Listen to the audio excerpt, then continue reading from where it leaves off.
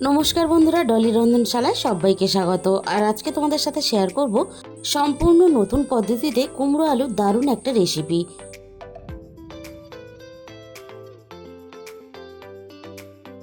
আমি এই রান্নার জন্য এখানে 500 গ্রাম পরিমাণ কুমড়ো নিয়েছি। এবার আমি কুমড়োটাকে কেটে রেডি করে নেব। আর এই রেসিপিটা তোমরা হাতের কাছে থাকা সমস্ত ঘরোয়া উপকরণ দিয়ে খুব সহজে খুব কম সময়ে বানিয়ে নিতে পারবে। আর এইভাবে কুমড়ো আলুর তরকারি রান্না করলে খেতে কিন্তু বেশ ভালো লাগে। আর কুমড়োর এই উপরের অংশটাকে পুরোটাই কিন্তু আমি কেটে বাদ দিয়ে দেবো, তা না হলে রান্নার সময় কড়াইয়ের মধ্যে বসে গিয়ে একটা পোড়া পোড়া ভাব চলে আসবে। আর কুমড়োটাকে কিন্তু আমি অল্প অল্প খোসা রেখে ছাড়িয়ে নেব, তাহলে সিদ্ধ হওয়ার পরে একেবারে ঘেঁটে যাবে না, সিদ্ধও হয়ে যাবে, আবার বেশ গোটা গোটাও থাকবে। আর আমি এই রান্নার জন্য কিন্তু একেবারে পাকা কুমড়োটা ব্যবহার করিনি, কাঁচা পাকা মতো যে কুমড়োগুলো পাওয়া যায় সেরকমই আমি কুমড়ো ব্যবহার করেছি। খুব বেশি পাকা কুমড়ো ব্যবহার করলে তাহলে একেবারে কুমড়োটা গলে যায়, তাহলে খেতে ভালো লাগে না। পুরো কুমড়োটাই কিন্তু আমি কেটে ধুয়ে খুব ভালোভাবে পরিষ্কার করে নিয়েছি। আর কুমড়োর সাথেই আমি এখানে একটা বড় সাইজের আলুও কেটে নিয়েছি। অল্প একটু আলু না দিলে কিন্তু কুমড়োর তরকারির স্বাদ ভালো হয় না। আলুগুলো আমি খুব ভালোভাবে কাটার পরে ধুয়ে নিয়েছি। আর কুমড়োগুলো এরকম একটু লম্বা লম্বা করে একটু পাতলা পাতলা করে কেটে নিয়েছি। আর আলুটাকেও একটু ছোট ছোট করে ডুমো করে কেটে নিয়েছি। এবার তাহলে রান্নার দিকে যাওয়া যাক। প্রথমে আমি কড়াইয়ের মধ্যে 4 চামচ পরিমাণ সর্ষের তেল দিয়ে দিলাম। আর আমি কিন্তু এই রান্নাটা সর্ষের তেলেই করব। কুমড়োর তরকারি সর্ষের তেলে রান্না করলে তাহলে স্বাদটা অনেক বেশি ভালো হয়। তেলটা খুব ভালোভাবে গরম করে নেওয়ার পরে ফোড়নে আমি এখানে দিয়ে দিলাম 1 চামচ পরিমাণ 5 ফোড়ন, আর সাথেই আমি এখানে দিয়ে দিলাম একটা শুকনো লঙ্কা। আর আমি এখানে দিয়ে দিলাম 2টো তেজপাতা কুচি। এবারে আমি ফোড়নটাকে 5 থেকে 6 সেকেন্ডের মতো ভেজে নেব। ফোড়নটাকে খুব বেশি পুড়িয়ে কালো করে ফেললে তাহলে কিন্তু ফোড়নের স্বাদ ও গন্ধ দুটোই নষ্ট হয়ে যাবে। এবারে আমি এখানে কেটে রাখা আলুগুলো দিয়ে দিলাম। গ্যাসের ফ্লেমটা একেবারে লোতে দিয়ে আমি একটু সময় নিয়ে আলুগুলো ফোড়নের সাথে খুব ভালোভাবে নাড়াচাড়া করে ভেজে নেব। গ্যাসের ফ্লেমটা হাইতে দিয়ে ভাজলে তাহলে আলুগুলো ভিতর পর্যন্ত খুব ভালোভাবে ভাজা হবে না, আর সাথে সাথে ফোড়নগুলোও কিন্তু পুড়ে গিয়ে অনেকটা কালো হয়ে যাবে। আলুগুলো আমি এখানে প্রায় 80% মতন ভেজে রেডি করে নিলাম। এবার আমি এখানে কেটে রাখা সমস্ত কুমড়োগুলো দিয়ে দিলাম। আলুগুলো খুব ভালোভাবে ভেজে নিলে তাহলে কুমড়ো আর আলু একসাথেই খুব ভালোভাবে সিদ্ধ হয়ে যাবে। তা না হলে আলুগুলো সিদ্ধ হতে দেরি হলে তাহলে কুমড়োগুলো রান্নার পরে অনেকটা বেশি সিদ্ধ হয়ে গিয়ে ঘাঁটা ঘাঁটা হয়ে যাবে। আবারও আমি আলু আর কুমড়ো একসাথে নাড়াচাড়া করে কুমড়োগুলো খুব ভালোভাবে ভেজে নেব। কুমড়ো আর আলু আমি এখানে মিনিট 3-4 মতো নাড়াচাড়া করে ভেজে নিয়ে এবার আমি রান্নায় স্বাদ মতো লবণটা দিয়ে দিলাম। লবণ দেওয়ার পরে কুমড়ো আর আলু একসাথে নাড়াচাড়া করে আমি এখানে আরও মিনিট 5 মতো কুমড়োটাকে আলুর সাথে ভেজে নেব।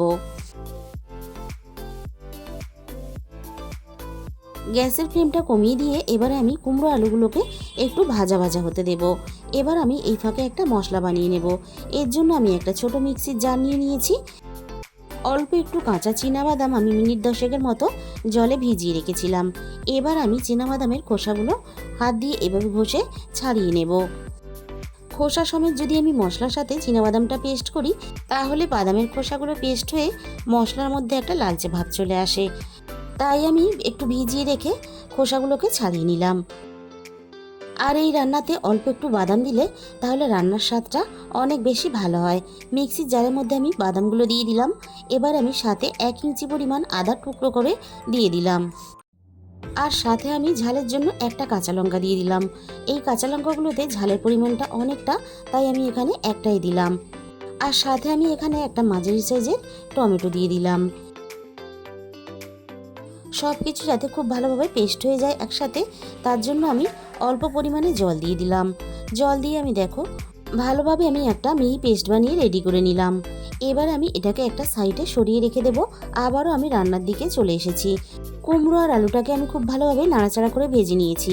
আর কুমড়োর গায়ে দেখো একটা ভাজা সুন্দর কালারে চলে এসেছে। এবারে আমি এখানে পেস্ট করা মশলাটাকে দিয়ে দিলাম। যেহেতু আদা আর কাঁচা বাদাম একসাথে আমি পেস্ট করেছি, তাই কিন্তু আমি একটু সময় নিয়ে খুব ভালোভাবে কষিয়ে নেব। এতে আদারও কাঁচা গন্ধটা চলে যাবে। আর সাথে সাথে বাদামেরও কাঁচা গন্ধটা চলে যাবে। আমি খুব ভালোভাবে নাড়াচাড়া করে এভাবে মিনিট 5 মতো লো ফ্লেমে কষাতে থাকবো। সব কিছু নাড়াচাড়া করে দেখো আমি খুব ভালোভাবে কষিয়ে নিয়েছি। আর মশলার সাথে যে এক্সট্রা আমি জলটা ব্যবহার করেছিলাম সেটাও কিন্তু আমি নাড়াচাড়া করে টানিয়ে নিয়েছি। এবারে আমি একে একে গুঁড়ো মশলাগুলো দিতে থাকবো। প্রথমে আমি দিয়ে দিলাম 1 চামচ পরিমাণ হলুদ গুঁড়ো, দিয়ে দিলাম এখানে 1 চামচ পরিমাণ জিরে গুঁড়ো। এই রান্নাতে কিন্তু আমি আর অন্য কোনো রকম মশলা ব্যবহার করব না। এবার আমি এখানে দিয়ে দিলাম এই সময়ে স্বাদ মতো চিনি। যেহেতু নিরামিষ কুমড়োর তরকারি তাই অল্প একটু চিনি না দিলে কিন্তু রান্নাতে স্বাদ আসবে না। আর সাথে আমি মিক্সির বাটি দেওয়া অল্প একটু জল দিয়ে দিলাম, যাতে মশলাগুলো কষানোর সাথে সাথে পুড়ে না যায়। আমি মশলাগুলো খুব ভালোভাবে নাড়াচাড়া করে এভাবে কষাতে থাকবো, তাহলে সুন্দরভাবে মশলা থেকে তেলটা ছেড়ে বেরিয়ে আসবে।